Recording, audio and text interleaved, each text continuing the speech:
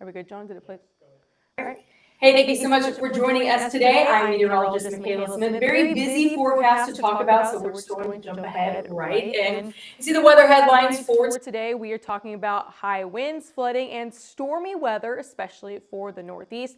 The atmospheric river is causing a little bit of havoc still for the Pacific Northwest, and then again the Northeast dealing with some strong winds. Then we have an area to highlight for Friday. All modes of severe weather will be possible for storms on Friday afternoon. And you can see the coldest air of the season. We are still tracking that incoming by this weekend on Sunday and Monday, talking about some pretty bone-chilling temperatures. First off, I want to take you back through some storm reports Monday through yesterday. Really not too much activity to report. There were a few high wind reports to the Northeast Monday evening, and you can see some of that rainfall when that atmospheric river was starting to arrive in the Pacific Northwest. Then we play this forward into Tuesday. Again, a few more high wind reports along the East Coast, but besides that, it has just been quite a bit of rain that's been falling for areas to the Northwest. Pacific Northwest specifically, Washington, Oregon, and Northern California has been seeing quite a bit of rainfall over the last several days, and it's still raining ongoing there this morning. So they're not done with that rainfall just yet. Current conditions across the area, you can see this low pressure system that just moved in across really the plains and areas off towards the east. It was a very weak low pressure system and a cold front, so you're not really seeing too many changes from this. And then you can see where they have more of those lows, areas up, kind of jumble of things happening to the Pacific Northwest, and then another low. This is what we're watching this afternoon. As this low becomes more defined for the Northeast, it's going to make very windy conditions for today. There's high wind warnings in effect, high wind watches as well, wind advisories. We're going to talk all about that here in just a couple of minutes. So definitely something worth watching today as that low pressure system gets just a little bit stronger. But there again is a look at all that current activity. Where we have that low to the Northeast, you're seeing some showers right now.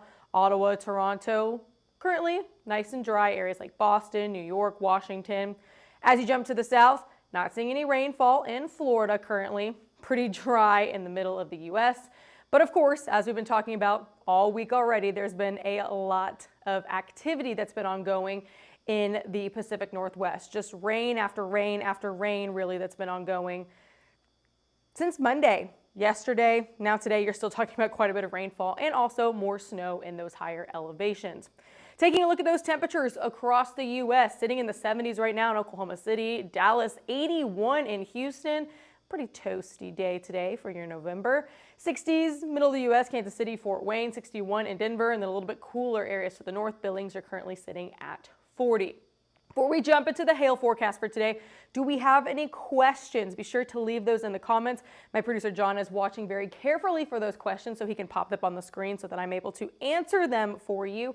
And also, let us know where you're watching from. We love to see where everyone is tuning in for today. Someone said, HailTrace team, hey, thank you so much for joining us. We love that you guys are tuning in. So again, let us know where you're watching from today. It's always super fun for us to kind of interact with you guys during this live forecast.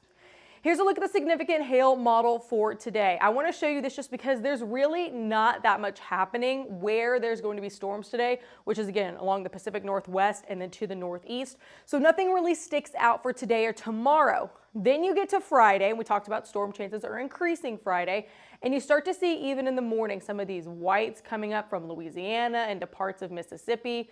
Then as you go more towards the afternoon, these are the colors that we want to start seeing.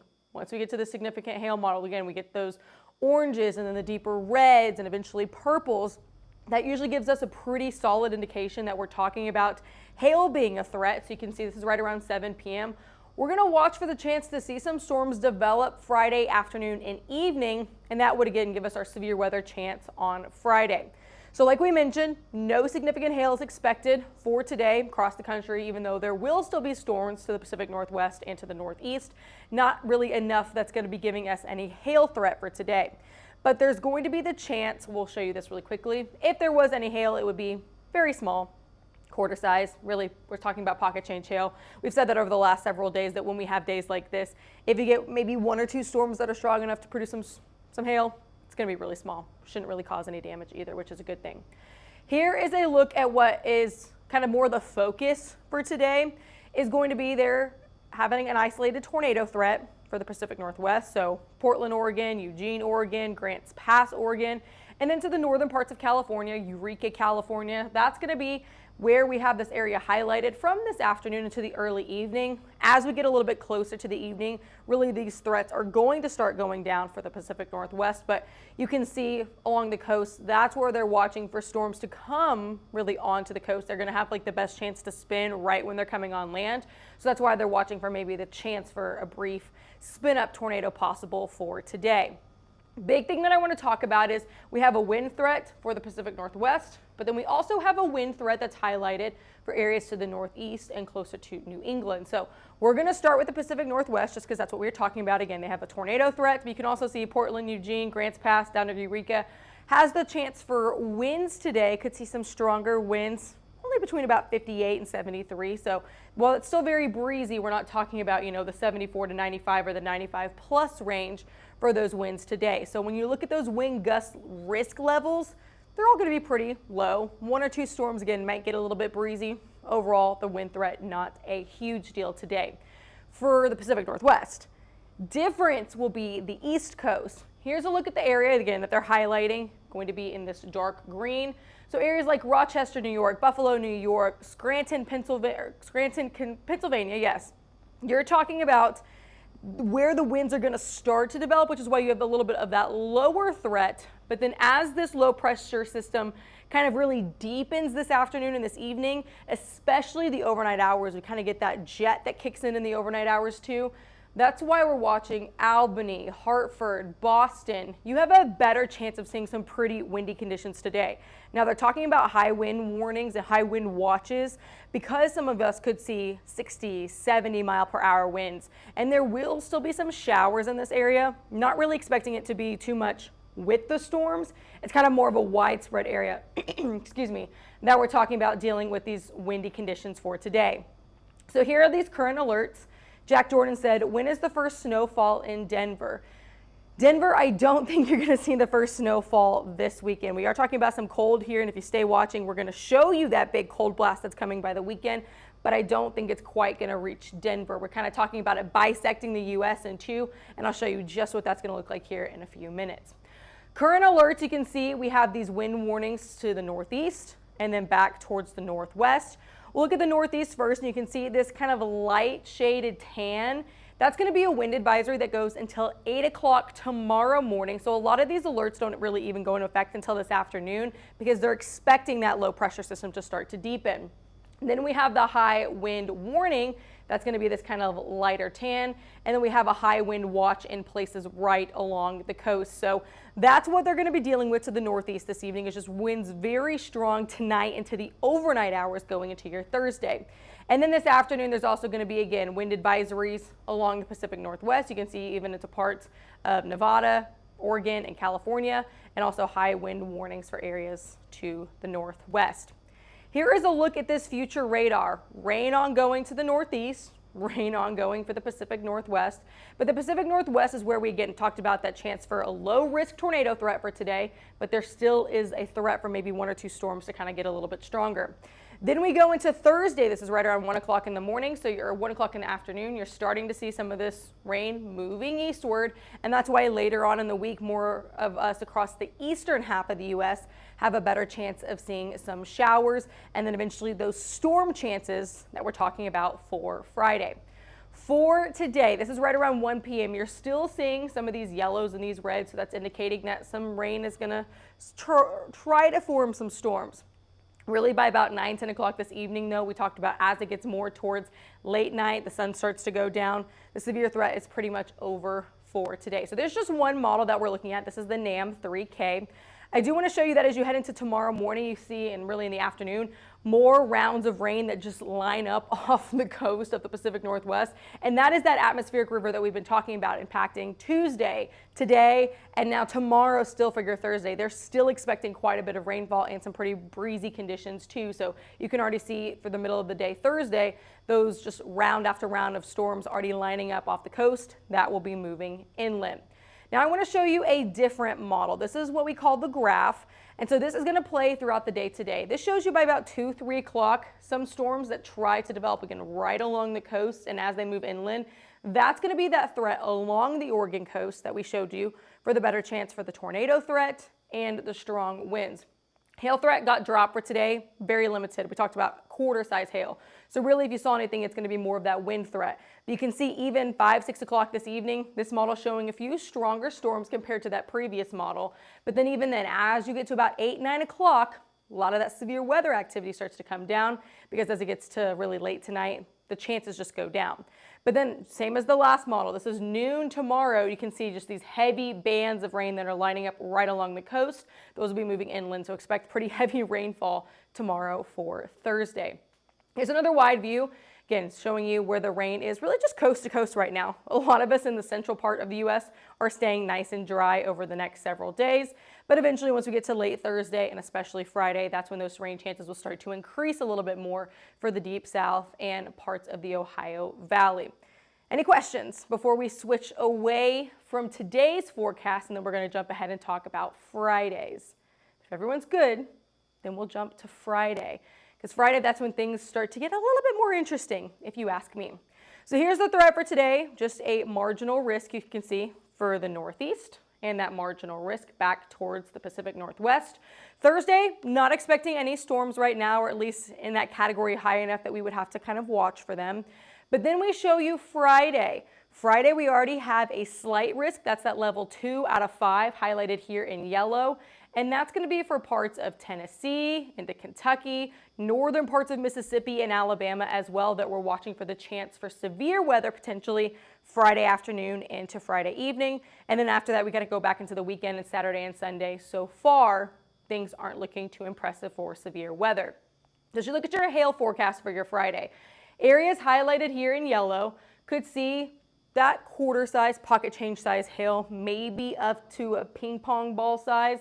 But what we really want to watch is in the late afternoon, storms are going to start to develop in the southern parts of Tennessee and really developing in parts of Mississippi. Now, I showed you this kind of going closer to Tupelo, but where these storms initially begin, they'll have the better chance of being a supercell, and that's going to give us that higher probability or higher chance to see some larger hailstones. So that's why Nashville, I went ahead and highlighted for you and for Tupelo that you have more of that moderate risk, just a chance of seeing some of that larger hail. And you can see we kind of categorize that by 1.25, 1.5, talking about maybe the size of roughly about a golf ball. So far, this could change, and it likely will change by the time we get to Friday. As more data starts to come in, we're able to kind of see more of the timing, exactly the locations that we're looking at, and we can see just more as those conditions get a little bit closer if they're more favorable or not for severe weather. But at this point in time, we're looking at Friday. Golf ball size hail would be the maximum hail size. And also some pretty windy conditions. You can see areas, again, highlighted very similar to where that hail threat was. So Nashville, Tupelo, northern parts of Alabama. You could kind of fall more into that median range for those wind gusts, so 74 to about 80 miles per hour. I don't think it's going to go all the way up to 95 mile per hour winds.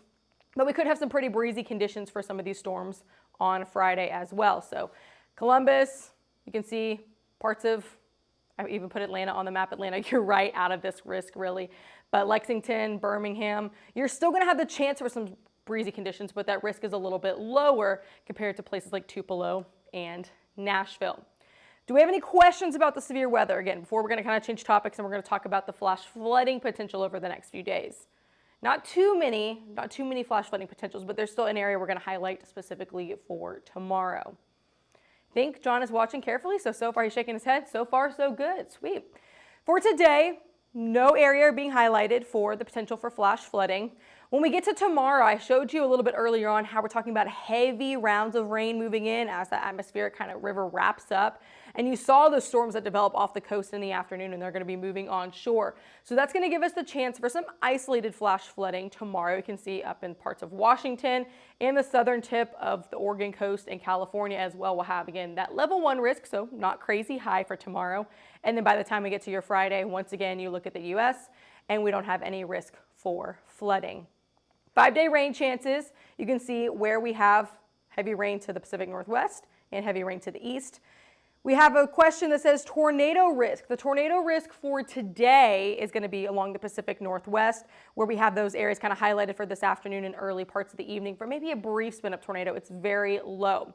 For Friday's severe weather risk, we do have the chance for all modes of severe weather. I kind of highlighted more the hail and the wind threat right now just because I want to get a little bit closer before I really get into the details about the tornado threat. But I do still think we have all modes of severe weather possible. So when we can have those larger hailstones, those are usually associated with bigger, more complex supercell type storms. And those are the types of storms when we say supercells that those spin. So that will give us the tornado threat for Friday. Again, I didn't want to give a full breakdown of the tornado threat just yet. I want to get a little bit more details. But yes, there will be the chance for all modes of severe weather possible for those storms on Friday. Jumping back to this 5-day rain, again, you can see heavy rainfall along the Pacific Northwest and really just along the East Coast and back towards the central portion of the U.S. The atmospheric river will continue to bring heavy rainfall today and tomorrow, which is why they highlighted that risk for the possibility of flash flooding tomorrow, just after day of heavy rainfall. There will be the chance for some flooding. Friday, this risk starts to move a little bit more to the east, so you can see when we're talking about the storm chances Friday, we're also going to have some pretty heavy rainfall where those storms are going to fire up. And then you have a chance for some weekend rain Saturday and Sunday, but a lot of this, again, starts to move more towards the East Coast. So you can see it could be a pretty wet Sunday for some of us in New York, maybe Boston type area. Now I want to take a quick break from land and just give you an update, a good update, that there are no tropical cyclones, no hurricanes, tropical storms expected to form in the Atlantic in the next 7 days. Hurricane season still goes until November 30th, so if we were to have another storm that would develop, next named storm would be Nestor. But again, don't have anything to worry about as of right now. But you can see statistically where we're sitting right now. We are just after November 1st. That's where we are. Look at us there right in this yellow. So we still have a little bit of more time before November 30th that we could be talking about the potential for something to develop. But usually it's in that first week to week and a half in November. So we're already at November 5th right now. And as I just showed you, we're expecting for the next 7 days really to not have any activity super start to increase. So for me, that at least makes me feel good that, again, we're already past November 1st and getting into the end of this Atlantic hurricane season. And we don't have any activity to talk about at least for the next 7 days. Now, something that a lot of people are talking about is the cold blast that's coming this weekend. But before we get to the cold blast, you do have nice weather to actually get out and enjoy. You're warming back up over the next few days. Here's your Wednesday. You can see quite a bit of us going to be a little bit warmer. Thursday as well. Then you get to Friday and you can see where the cold starts to creep into the north, but really most of us still dealing with warmer than average conditions for Friday. Especially you can see highlighted along that area that we have a chance for storms when you have warmer than average weather and wetter than average conditions, usually the perfect ingredient for severe weather. So staying warm through Friday. So if you want to do something, have lunch on a patio, cook out maybe outside one night. For a lot of us, that's going to be a real possibility. You're still talking about people having highs in the 70s. If you can have highs in the 70s in November, that's weather that you should definitely try to enjoy. Here's 6 p.m. today, seeing some 60s and 70s, especially down in Texas, but quite a few of us to the north only in the 40s, 50s this evening. Then you go to tomorrow morning, starting off in the 40s, 50s, 60s, so pretty comfortable beginning to your Thursday. By Thursday afternoon, again, you're seeing quite a few people in the 50s, 60s, 77 in Dallas, San Antonio, 71 in Houston. A little bit cooler for Denver. Rapid City, Billings are only in the 50s for your Thursday afternoon. This is when the cold starts to creep in. Friday, 6 a.m., you can see back into the 30s, Billings, Denver, getting a little bit colder for your Friday. In the afternoon, you're still going to stay pretty cool in that part of the country, and that's also where we have this low pressure system. You can see all these lines. That's really when it's going to start to creep down, and then the cold really truly comes in as we head towards the weekend. So by Friday night, some people to the north are going to start to see those impacts, but then the big changes will come Saturday into Sunday. We have a question right now. Jack Jordan said, do you think Colorado will have no snow this year? No, I don't think that they're not going to get any snow. They will definitely get snow at some point this year. It's still early November. There is a long time to go that we're talking about potential snowfall. It's not technically even winter yet. Winter solstice officially is December 21st. So that's when winter kicks off, and then you'll have quite a few months, 3 months of winter. So no, I don't think that Denver, or really Colorado in general, is going to avoid the snowfall this year. I do think that they will see some snowfall. It just might not be this first week of November. Here's a look at that Arctic air incoming Sunday. A lot of us dealing with these temperatures that are 10 to 20 plus degrees colder than average. That's Sunday. Then you jump to Monday and you really see the change really across the eastern half of the U.S. It's kind of split right down the middle. So if you're to the west, Denver, Billings, San Francisco, Las Vegas, Los Angeles, you're actually going to stay warm. You keep hearing everyone talk about, ooh, colder temperatures, colder temperatures. This does not apply to you. Unfortunately, your time will come, I promise. But if you are really the central U.S. and to the east, that's where the big changes come Sunday into Monday. And then even Tuesday, you can see Toronto, New York, Washington, Atlanta, all the way down to Florida. People in Florida, they're going to be cold this weekend in the 40s and 50s. They're not used to those kinds of temperatures. I know some friends down there that will be grabbing their jacket because they're expecting some pretty chilly temperatures as well. So that's kind of your look at Sunday, Monday, and Tuesday. Here are some of these future temperatures that you can expect by Saturday night. Starting to see this cold creeping in. You're in the 20s in Bismarck, 35 in Rapid City, 40 in Denver. But then you get to Sunday morning, 6 a.m., 33 in Kansas City, 45 here in Oklahoma City, 30s and 20s up closer to the Great Lakes. That's also where they might be talking about the chance for lake effect snow this weekend. That'll be really interesting to watch for too. Sunday evening, you're still only in the 40s and 50s areas to the south, 30s for those evening temperatures by the Great Lakes again, which is why they're going to have to watch for the possibility of lake effect snow. 23 in Bismarck, 40 in Denver. And then look at those Monday morning temperatures, 30s, 20s. Wouldn't be shocked if even we see a few teens by Monday morning. And then you get to Monday afternoon. This is 6 p.m. and you're still only in the 40s and 30s. Check out Memphis. 37 by 6 p.m. on Monday. No, that's not a morning low temperature. That's your high for the afternoon. 29 in Detroit. Yeah, it will definitely be jacket weather. Check out Tuesday morning in the 30s and 40s in Florida. Whew. It's going to be real cold down there. I know that they are going to be chilly, but that cold does quickly move off by about Tuesday, Wednesday. That's when things start to wrap up. Here's a look at that snow accumulation now through about Monday. Look, this could even sneak some snow into Colorado. I know we've had a few people watching from Colorado. So, hey, you could be talking about some snow actually trying to sneak in maybe by Friday night before that warmer weather starts to move your direction. But for a lot of people, again, the Great Lakes, we've been talking about this, they could see some of their first snowfall this season with this really cold coming in, especially if we get some lake effect snow, areas to the east of those lakes, kind of see that. And then that will also imply for areas to the northeast. Could be dealing with their first snowfall of this season. So it'll be fun to see possibly some snow pictures as we get towards Sunday and Monday. After that cold blast next week, you look at these temperatures. This is valid November 10th through the 14th, and a lot of us start to warm back up. You can kind of see that great divide again. Areas to the east are still going to be colder than average. Areas to the west are going to be warmer than average. But really a big thing is then you kind of reverse it where things are going to be colder. It's going to be drier, where it's going to be warmer, it's going to be more rainfall. So we'll have to watch for maybe another atmospheric river trying to develop next week and bringing more heavy rainfall to the California, Oregon, and Washington coastline.